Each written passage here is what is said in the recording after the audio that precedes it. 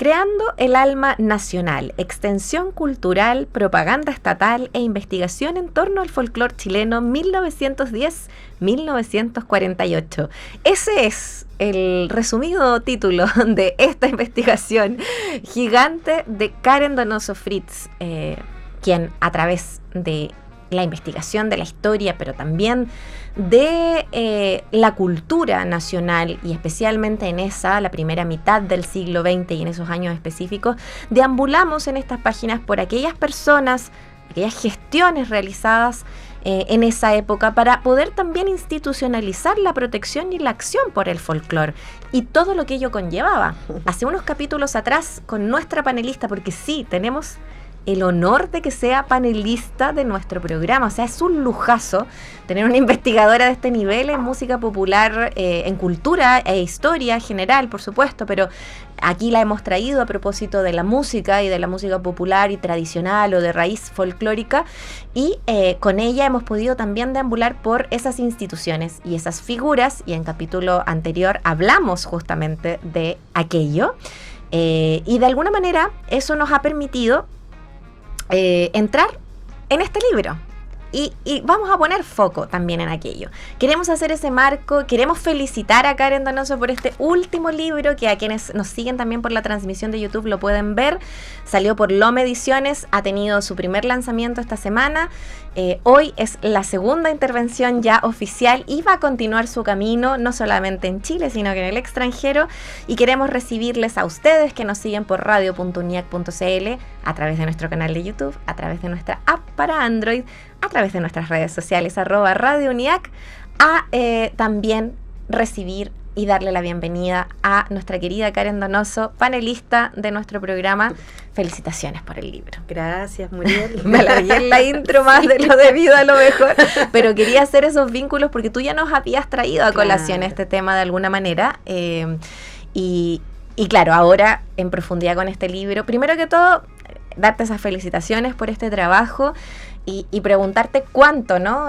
A modo de panelista y de entrevistada, cuánto tomó también para ti este gran trabajo de investigación que realizaste, y porque el subtítulo también lo dice, tiene que ver con personas y gestiones y cómo se llegó a involucrar el Estado en torno a la protección del folclore. Sí, ya después de un rato, cuando uno hace los libros, uno presenta unos libros, empieza ya a repetir el discurso, entonces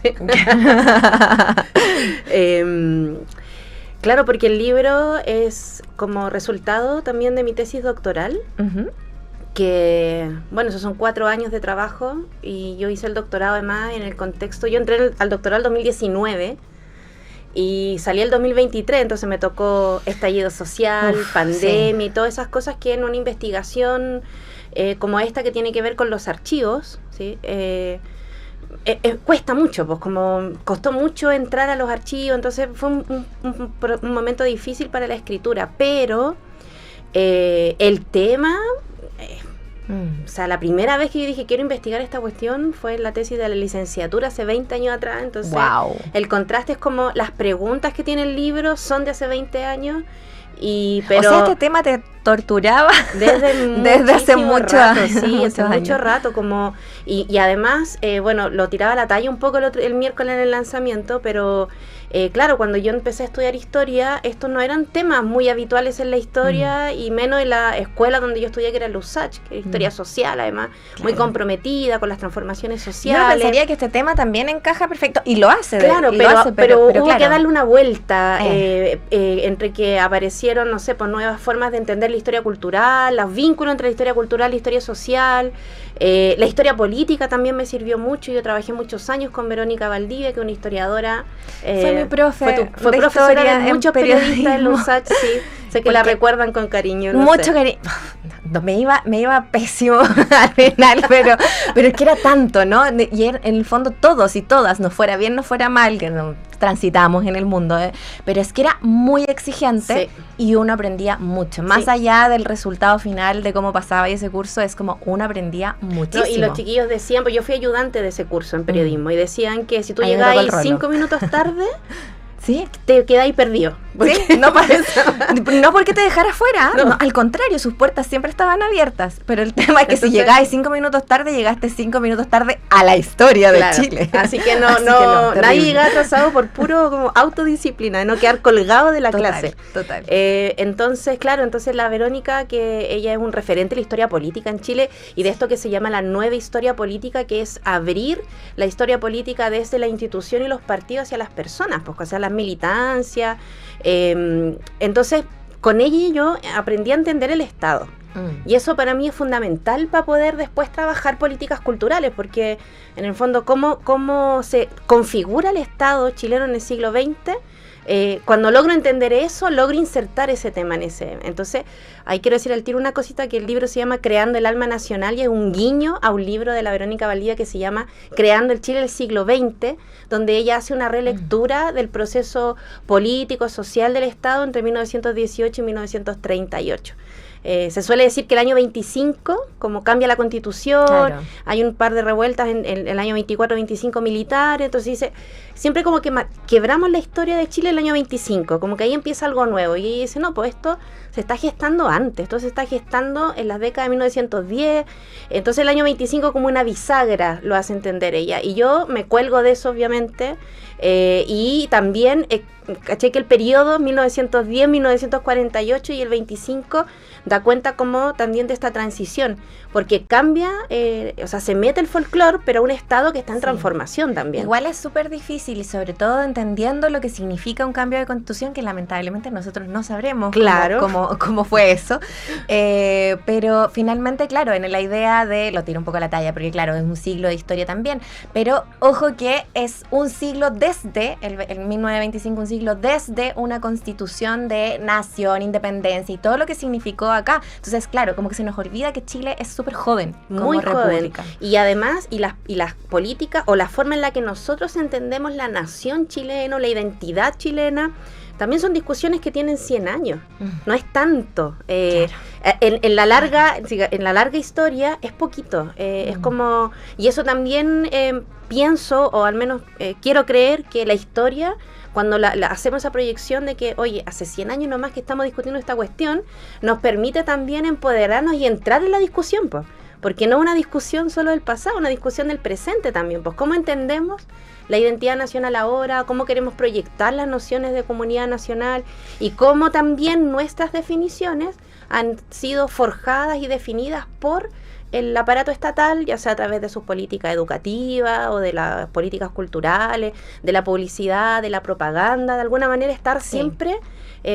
Yo no digo que el Estado haga todo, pero sí que, sobre todo a partir de la década de 1920, adquiere un protagonismo en el desarrollo cultural en Chile. Entonces es un agente cultural que incide en desarrollar políticas, pero también en articular a otros agentes culturales. Igual es súper interesante, pero nos vamos a detener porque esto lo quiero conversar también en la tarde cuando hablemos del libro en general, porque estamos de hecho hablando en estos momentos del libro en general, y nosotras decidimos ponernos el enfoque de la música hoy día en el programa, a propósito de que estamos en este espacio de Radio UNIAC.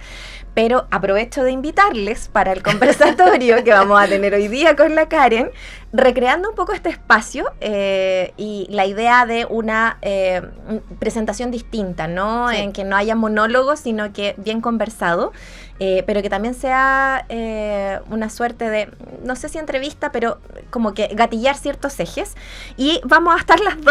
Muchas gracias por la invitación a eso hoy día a las 6:30 de la tarde, y la invitación es en Odisea Libros, Alameda 115, ahí Santiago Centro. Tengo muchas ganas de poder estar en ese espacio además, porque siento que además ha tenido una revitalización también ese lugar, ese tránsito que además está enclavado en un lugar muy histórico, reciente, y está muy bonito. Está muy bonita la librería. Librería Odisea Libros, Alameda 115, esto es casi llegando a Vicuña Maquena, básicamente. En el edificio del Colegio de Arquitectos. Exacto, sí. Además, muy bonito también. Así que hoy día a las 6:30 es la cita para que con la Karen les estaremos esperando ahí a conversar el libro completo. Toda esta idea y este marco de lo histórico, del Estado y de esas figuras que pensaron, porque en este libro no es sobre música. No. El folclore ahora, y eso nos enseñó la Karen la vez pasada también, ahora inmediatamente lo vinculamos como a la música, más que a otras cosas, Claro. pero partió con otras cosas, y luego la música también se sumó. Y bueno, ese todo y ese alma nacional está muy presente también ahí, pero bueno, lo hablaremos hoy día. Quedan todos invitados, invitadas, totalmente libre, entrada liberada ahí. Odisea Libros. Karen, si ponemos el foco en la música y a quienes quieran visitar ese otro capítulo después podrán ver todo ese marco, pero hay instancias en que todo esto ocurrió. Tú nos hablaste de Leng en el capítulo pasado, ¿cierto? Y de lo que significó armar ciertas instituciones dentro de esa idea de Estado también para proteger ese rol y cómo fueron entrando las universidades también, quizás traer un poquito de eso para emplazarlo un poco al libro. Claro, tú dices de Rodolfo Lenz, ¿no? Sí, Lenz. Claro, sí, que es como el pionero en el fondo. Claro. El libro también, he estado pensando estos días, también se podría llamar de Rodolfo Lenz a Pablo Garrido. ¡Ay, sí, me encanta! Porque partimos Sí. con la iniciativa, ¿cierto?, de Rodolfo Lenz, que ese capítulo, primero yo sentí que tenía que escribirlo más que nada, no por decir nada nuevo, porque se ha escrito harto Sí. sobre Rodolfo Lenz y la sociedad del folclore chileno, sino que para darle como esta especie del pie, como del inicio, ¿sí? Del comienzo de la historia, o el precomienzo de la historia que yo quería contar. Entonces, De hecho, por eso está en marco introductorio. claro, Totalmente. entonces Rodolfo Lenz, claro, que es un filólogo alemán y que hizo una tremenda labor en Chile, como muchos investigadores alemanes que llegaron a fines del siglo XIX, que se le llamó también como la generación germánica, la migración germánica a nivel de la ciencia. Y Lenz entonces le llama la atención que no se investiguen estas cosas, pues como que no se investigue la lengua popular, que no se investigue la cultura mapuche. Él decía, Claro. ¿cómo es posible si este es un pueblo mestizo? Desde la lengua él pensaba, como si un pueblo mestizo, lo más probable es que todas estas palabras medias raras que ocupan los chilenos para hablar en la calle, sobre todo los sectores populares, deben tener un origen mapuche. Entonces fue a meter a las comunidades. Con ese gesto también inicia un camino en la investigación antropológica, etnográfica y folclórica también, porque es como, si queremos estudiar al pueblo, o sea, por muy que sean intelectuales, si quieren estudiar al pueblo, ¿dónde están las fuentes para eso? Claro. En el pueblo mismo. Muy como dices tú y como nos explicabas esa vez, como con esta idea del marco científico también. Claro, como hay que ir- investigación científica. Hay que ir a observar. Claro, observación. observación, hipótesis. Y Todo lo anotar demás. y tomar nota. Y claro, Sí. en esa época, comienzo de 1900, como hablábamos en el capítulo anterior, la forma de registro que tenían era a manito nomás, Sí. a mano. Entonces, Lenz anotan bueno, cuadernos, obviamente, hoja y todo, pero te decía yo que en el archivo de Lenz hay hasta como recortes así de que se nota que, no sé, está en un lugar y corta un pedazo de diario así y anota algo. A veces a mí me da risa porque yo hago lo mismo aquí, por ejemplo, hay anotaciones al lado del libro, entonces después sacáis la hoja. Claro, entonces pasó hartos años. Bueno, en la década del 20 también hubo experiencias de grabaciones de músicas o de sonidos, pero de personas que llevaban a estudios de grabación o a oficinas o instituciones que tenían los Claro. sistemas para grabar, que a propósito eran muy grandes también, como No, para andar pues no lo podéis trayéndolo. traer, sí. Entonces, claro, hay unas experiencias que están contadas ahí de la década del 20, donde, no sé, pues cuando Pedro Humberto Allende, músico muy reconocido de la música docta chilena, Así es. que compuso también obras inspiradas en las melodías populares. y en él- los pregones. y en los pregones, como María Luisa Sepúlveda también. Bueno, él fue a representar a Chile a un congreso de artes populares en Praga, en Europa, y graban a cantantes o músicos mapuche, que, bueno, no entra en ese tema, pero la música en el mundo mapuche está muy relacionada con la vida cotidiana, con los rituales, entonces no es que hayan artistas, sino que también es parte de su práctica, de su Sí. vida cotidiana. Bueno, los graban y imprimen estos discos que quedaron botados en una bodega. Y que Como son, suele suceder. como suele suceder, pero esas eran las experiencias de grabación, o sea, los artistas, los músicos, los cantores populares tenían que ir a la oficina, tenían que ir a la... Entonces, el proceso inverso, que un investigador tome una grabadora y vaya al campo a grabar a las cantoras Ajá. campesinas, eso no pasa en No Chile pasa. hasta la década del 40. Y ahí fue cuando ya se está acabando el libro. El libro, pero es la década, Claro. son los Sí. años más importantes Sí, al menos. total. Porque son los canos en que cuando eso se produce, o sea, cuando ya se puede hacer esa grabación, ese registro, y se puede interpretar y transmitir ese repertorio, es cuando ya empieza a fundarse lo que nosotros hoy día conocemos como música folclórica chilena. Igual me gusta que cuando ponemos este marco también hablamos de lo fundamental que fue ese apoyo de las universidades, como Claro. tú nos explicabas, como sale también en el libro, para poder institucionalizar esos apoyos, porque si no, ¿cómo lo hacís? Si no Claro. teníais la plata, Sí, las po. lucas, y ese fervor que nosotros comentamos la última vez también con, no sé, por la Gabriela Pizarro, Héctor Pabé, que se iban nomás como que sin nada y claro, eso antes y previo igual había una planificación, y claro, cómo lograr poder salir a investigar. Me parece muy notable esa idea de la universidad, la universalidad y el Estado Claro. conjugados. Sí, que tiene que ver con... Tenemos que estar como en la misma Sí. página, si no, no funciona. Que tiene que ver también con un cambio de la noción de la universidad.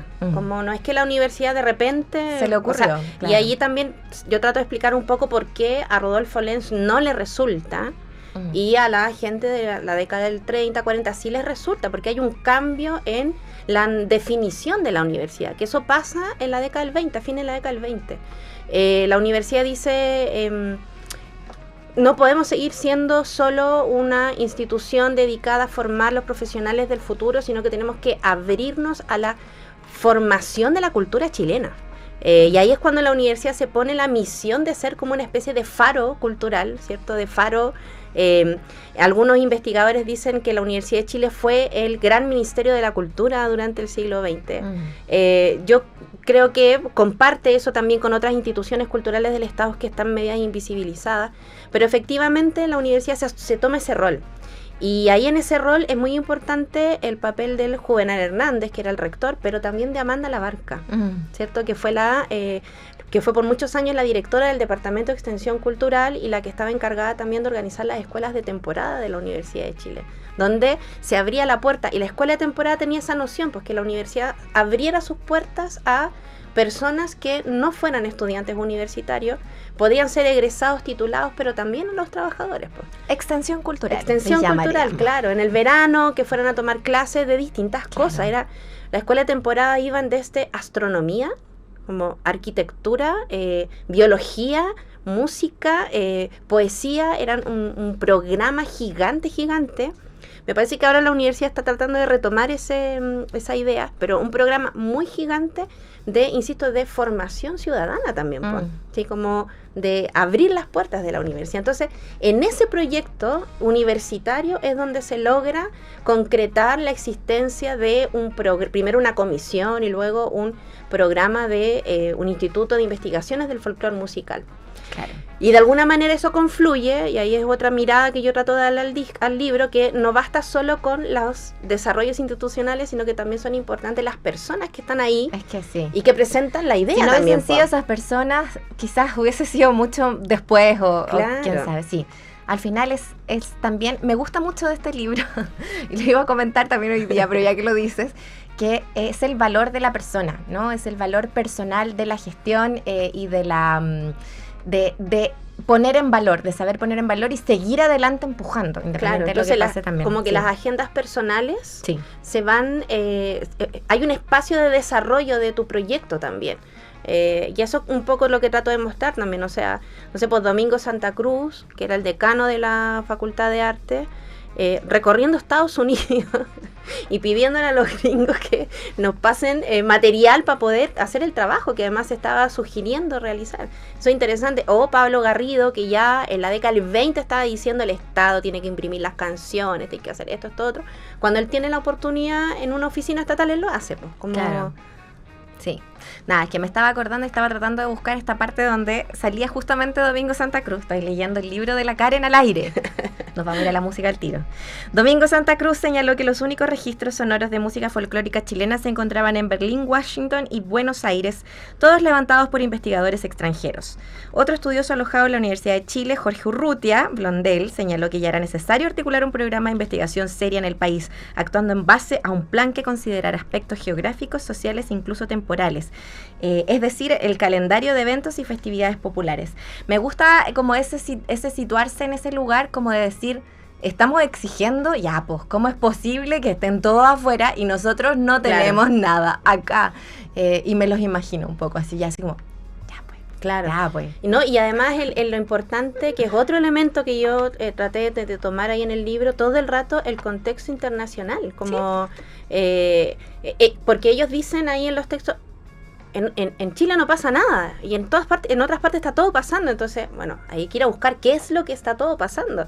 Y claro, te ponía a ver lo que está pasando en esa época en Argentina, en México, en Brasil, que son también son casos específicos, como países que tienen gobiernos muy fuertes, gobiernos de características populistas, donde el Estado también aparece como un agente importante de desarrollo cultural. Entonces, claro, obvio que uno siempre se compara con los que están mejor que uno. No se comparan, pero si uno se pone también a hacer un escáner de lo que está pasando en el resto de América Latina, en Perú, en Bolivia, en Ecuador, está la misma discusión. Solo que hay otros elementos, porque el factor indigenista, por ejemplo, en Bolivia, en Perú, en Ecuador, en el mismo México, es mucho más presente que en el caso de Chile o de Argentina. Y aparte creo que es importante recordar que casi siempre venimos tarde para el tema de la conservación, por ejemplo, de elementos, ¿no? En el cine no llegó hasta mucho después, y yo te diría que muchas cosas también pasaron ahí, y hoy día tenemos una política seria con respecto a eso, pero claro, pensando en que además esto tiene que ver con el registro del humano, es súper importante haber actuado lo antes posible. Claro. Ya veníamos tarde un poco con eso.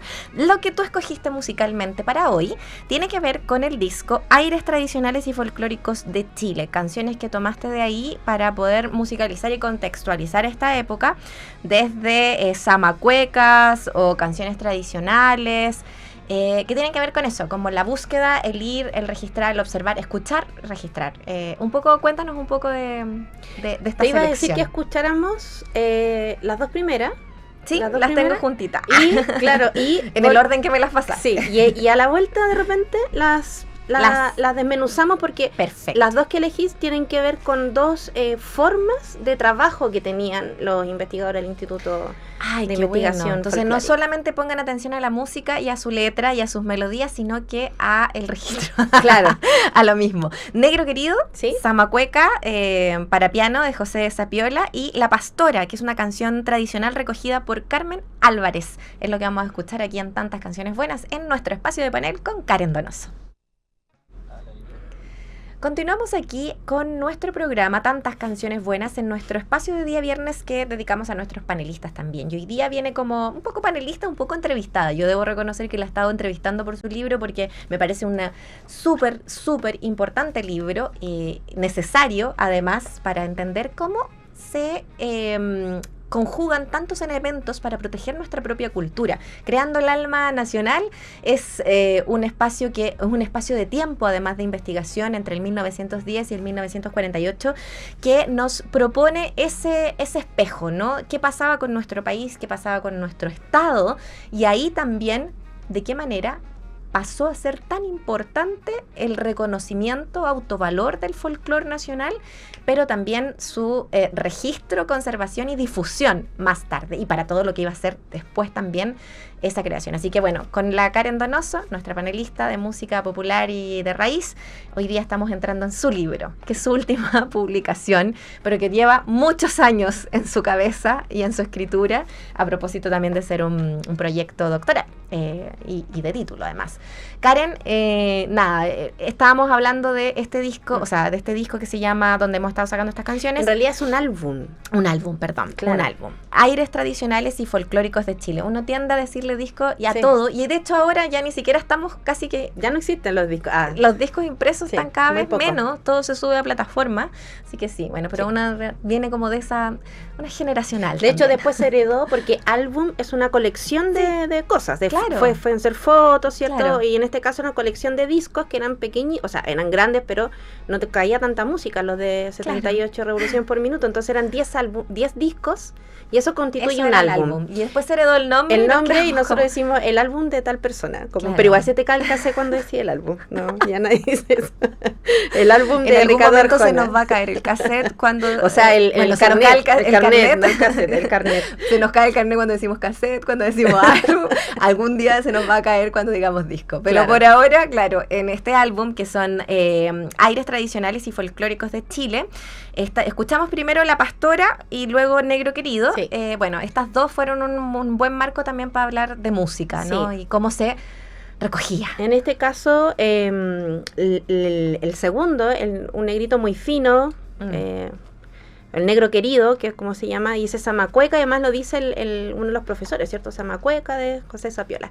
Es interesante porque en ese caso, bueno, el álbum en general, estas grabaciones provienen de un concierto que para la época fue bien innovador, que los profesores, ¿cierto? Los investigadores que llevaban algún tiempo investigando de manera autónoma, deciden poner en escena estas músicas que habían recopilado. Y músicas también incluso algunas que son danzas, que ya en esa época ya se enseñaban como danzas criollas o danzas del siglo XIX o danzas antiguas, que son danzas que también pertenecen a lo que nosotros entendemos como folclore, que son la resbalosa, la sajuriana, el cuando, el aire, todas esas canciones están en este disco, como ponerlas, pero además que los investigadores pudieran poner en escena canciones que han sido recopiladas, pero ellos eran investigadores, no eran intérpretes. Entonces buscaron intérpretes como las que escuchamos, que serán en el negrito, las hermanas Loyola, y en La Pastora, una de las hermanas Loyola, que no era Margot, sino que era Estela Loyola. Aquí en la propia Margot decía que Estela cantaba mejor que ella, como que la admiraba mucho a su hermana, y ella era la primera voz de las hermanas Loyola y la Margot hacía la segunda voz. Y realmente tenía muy bonita voz. Sí, hermosa. Entonces, ¿qué es lo que pasa? Que estos profesores de la universidad dicen, bueno, queremos hacer este proyecto que es el concierto, que después se hace el disco, los discos, y dicen, vamos a buscar intérpretes que sean más o menos auténtica, ¿cierto? Que logren, como auténtica pongo muchas comillas, que tengan esta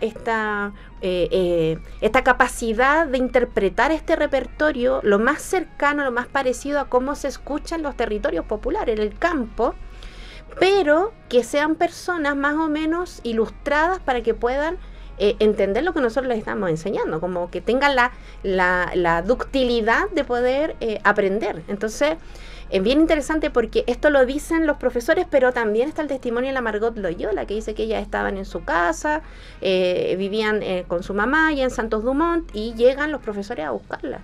Y ella se siente honrada de que lleguen los profesores de la Universidad de Chile a buscarlas para pedirles que canten este repertorio. Claro. ¿Sí? No las canciones que cantaban ellas, que ya cantaban tonadas y todo, pero este repertorio. Entonces, ahí se da un juego, un cruce entre el investigador, los investigadores y las cantantes, que en esa época las hermanitas Loyola, recién el año 39, habían estrenado en la radio, habían ganado un concurso de radio. Entonces, eran muchachas jóvenes, muy jóvenes, veinteañeras, pero que ya estaban siendo reconocidas como que podían ser las intérpretes de este folclore. Claro. Entonces, bien interesante. Y es más interesante aún que en la Zamacueca, esa Zamacueca se reconstruyó de un fragmentito de partitura, y donde solo estaba la melodía, y con Margot Loyola hacen el juego y dicen, bueno, pongámosle la letra de esta Zamacueca, que es muy reconocida, y esa es la que queda la grabación. ¡Qué loco! Y entonces yo al menos lo que intento tratar de mostrar en el libro es cómo se construyen, cómo se va construyendo este folclore, que ahora para nosotros es, sí, la Zamacueca es un clásico, pero la Zamacueca también tiene distintas formas en el siglo XIX, incluso rítmicas. Entonces, esta que se adopta aquí, que es después la que hacen los conjuntos folclóricos, tiene su propia historia, fue en un momento en que se recreó. Y la otra canción... Oye, perdón, es que esta idea de la autoconstrucción constante, ¿no? Y es como... O recreación, claro. Claro, pero en el fondo sí, la recreación, porque en el fondo sería como hacer eso, una recreación de una situación. Si fuese un audiovisual sería, claro, la recreación de una situación que viviste allá, pero te la van a interpretar, actuar otras personas. Pero claro, sí, la recreación, pero autoconstrucción me refería porque al final también uno entiende por qué también Margot, por ejemplo, como recopiladora, tan respetuosa de esto se hace de tal manera en Rapa Nui. Esto se hace, las niñas hacen este movimiento o cantan con tan afinación, y es como... Es este método. Es este método. Sí. Y bueno, yo no llego a hablar de Margot Loyola. Yo termino el libro aquí a propósito, porque quiero escribir el otro. ¿Cachai? Como que es como que aquí dejo preparado para lo que va a pasar en la década del 50 y del 60. Y como que dejo las líneas del tren construidas, ¿cachai? Como ¿por qué? Porque efectivamente... Usted lo tiene que leer como una saga. Claro, esta es la primera entrega. La primera entrega de la saga de Karen Donoso. Claro, porque como dices tú, la Margot Loyola, claro, ella se hace su propio camino en la investigación. Así es. Porque ella pasa a ser investigadora y recreadora en sí misma, o sea, intérprete. Como que desaparece el investigador como mediador y ella se transforma directamente en la investigadora, ¿sí? Eso es bien interesante y además un camino que después construyen otras, como la Violeta Parra, la Gabriela Pizarro que hemos conversado y muchísimas otras personas más. Entonces, claro, es interesante y para mí por eso este libro es como el momento fundacional de eso, de esas prácticas. Y la otra práctica, que es la que representa para mí la pastora, claro, tú dijiste súper bien, dice recogida o recopilada por Carmen Álvarez, y es bien interesante porque en otros textos aparece como recopilada por Pablo Garrido.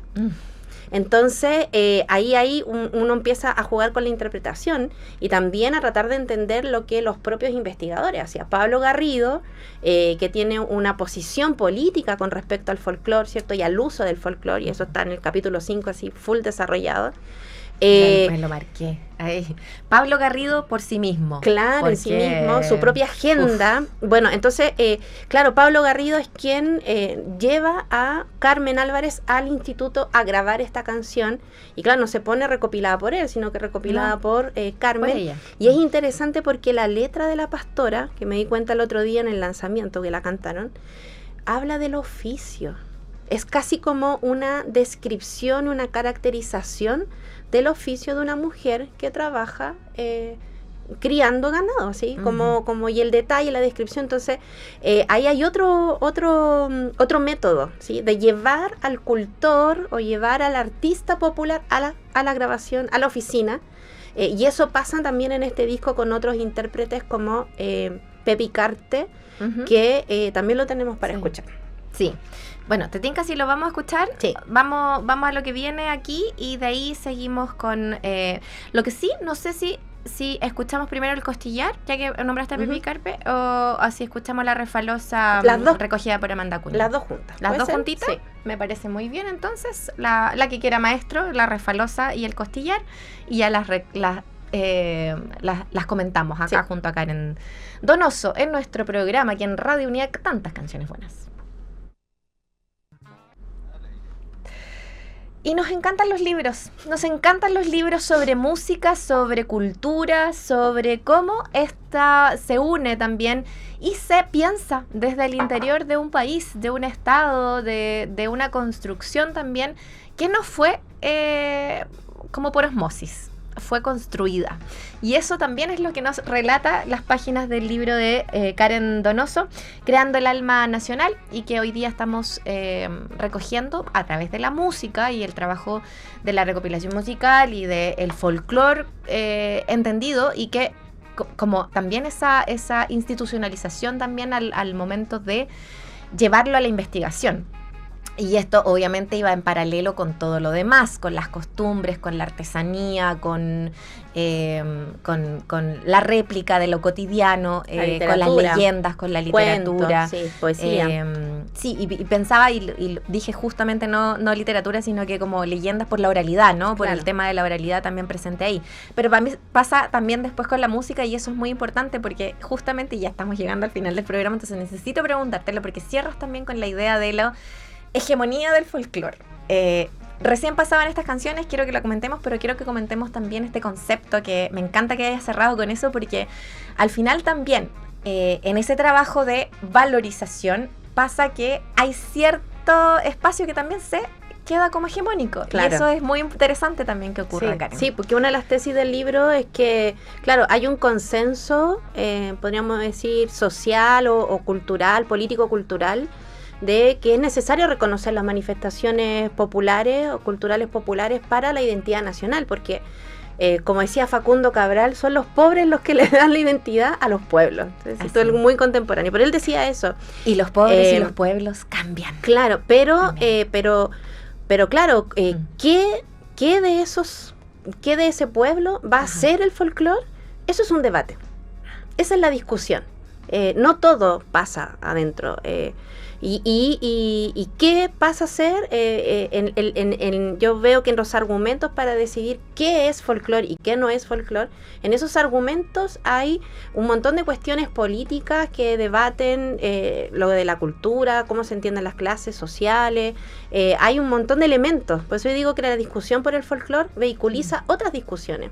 Entonces, claro, lo popular por lo popular no, dicen algunos investigadores. Lo popular, solo algunas manifestaciones, algunas expresiones, porque lo popular hay que civilizarlo, hay que ilustrarlo, hay que sacarle las barbaridades, hay que sacarle el alcoholismo, por ejemplo. Entonces, hay que ilustrar al pueblo también. Y ahí hay una tensión. O sea, nos interesa el pueblo como sujeto que define la identidad, pero también nos interesa ilustrar al pueblo. Y es un debate, a mi parecer, que es súper contemporáneo, como nos gusta lo popular, pero no tanto. Nos gusta lo popular, pero no voy a ir a sentarme, claro. Ahora mismo, a propósito de las elecciones, estamos en esa discusión en estos momentos, claro, que es entonces, más valioso. Y además eso significa caracterizar lo popular también. Entonces, por eso para mí esta discusión es relevante y es contingente, por mucho que sea de historia. Entonces, bueno, volviendo a las canciones, elegí estos dos temas porque son dos danzas. La resbalosa y el costillar, que son danzas que todavía se bailan en el colegio. No necesariamente están estas versiones, pero están ahí presentes en nuestro ritmo folclórico, en nuestro canon de... es indiscutible. La resbalosa, folclore chileno. Es indiscutible. Centrino, además, costillar, ¿no? Como el costillar. Claro. También. Entonces, claro, después en la década del 50 y 60 se fueron integrando otras danzas, pero es interesante como en este periodo ya están definidas estas dos, junto con, insisto, el cuando, el aire, y la inclusión en este álbum también tiene que ver con el rol pedagógico del folclore, porque una de las áreas donde se promueve este folclore que se está gestando, digamos que se está consolidando, es en el colegio, es en la educación. Es a través de los profesores, y los profesores fueron los que crearon también los conjuntos folclóricos. Los profesores son los investigadores también. Entonces el rol pedagógico del folclore es algo que yo dejo anunciado en el libro, pero que también tiene su desarrollo en las décadas siguientes, posteriores, claro. Y que se vienen, no ahora, porque estamos recién... Aparte, te mandaste 2 libros este año, sí, pero o sea, en el mismo pero fue una coincidencia. Sí. No lo creo. No. Sí. ¿Coincidencia? No lo creo. Pero, no, sí fue coincidencia, pero además porque los dos tienen tiempos distintos también de investigación y de trabajo y todo lo demás. Pero lo bonito de esto es que podemos seguir hablando de historia y de cultura popular, y eso es muy importante, siento yo, también para la investigación de la historia en nuestro país, y me encanta que suceda. Así que bueno, a quienes quieran acompañarnos, la Karen y yo vamos a estar hoy día conversando, pero del libro en el general, no solo de la música. Hoy en Odisea Libros a las 6:30 de la tarde en Alameda 115, muy cerquita del Metro Baquedano, para que lleguen con todas las ganas de poder seguir celebrando nuestra alma nacional, además, la creación de la alma nacional. Hay una cafetería ahí. Además, sí, va a estar bonito. Y nosotras vamos a conversar así como estamos conversando ahora, pero más todavía. Con un juguito. Con un juguito, un cafecito, no sé. No sé si es no sé si se toma café tan tarde. No, yo no, pero... Sí, yo también, porque me pongo un poco más... que ya lo soy, ¿no? Somos muy media eléctricas las dos aquí, nos vamos. Ahí estaríamos conversando hasta las 10 de la noche, quizás eso no es muy bueno para la gente que estamos invitando a ir.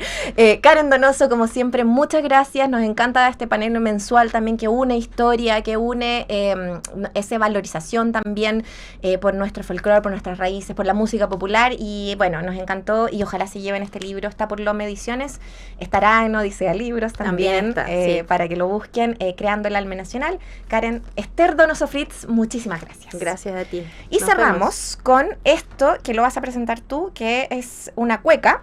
Sí. También recogida por Carmen Álvarez, que se llama Blanca Azucena. Cuéntame. Sí, es una cueca que es muy canónica del folclore chileno. Es muy reconocida, aparecen los cancioneros, aparecen muchos discos y hay una versión hermosa que en algún momento te voy a traer, que encontramos una vez en un noticiario de los años 50 que la interpreta un coro.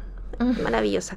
Pero ¿por qué dejé esta para el final? Bueno, porque es una cueca también, y la cueca tiene todo que ver con esto, pero también para decir lo último, que es la importancia de los artistas del folclore de esta época, así como las hermanas Loyola, la hermana Acuña, el dúo Molina Garrido, el dúo Rey Silva, todos fueron parte de este momento, y es interesante también como los artistas del folclore también se nutren de estas investigaciones y de este canon. Claro. O de este formato de interpretar. Entonces, aparte por lo que decías, porque fueron mirados también por ellos para ser los intérpretes, ¿no? Claro, como que hay una retroalimentación. Y desde una posición crítica también de los investigadores, claro. Decir, esto es demasiado adornado, hagámoslo más de esta manera. Y eso es lo que se instala, lo que decimos nosotros, que es como canónico en el fondo, claro. El formato, pero también el repertorio. Y esta canción es emblemática del repertorio. A mí me gusta mucho también, así que por eso queda. Blanca Azucena, escuchamos entonces. Muchas gracias por la sintonía. Gracias a Mariano Díaz en los mandos técnicos. Y será hasta la próxima edición de Tantas Canciones Buenas. Gracias. Chau, chau.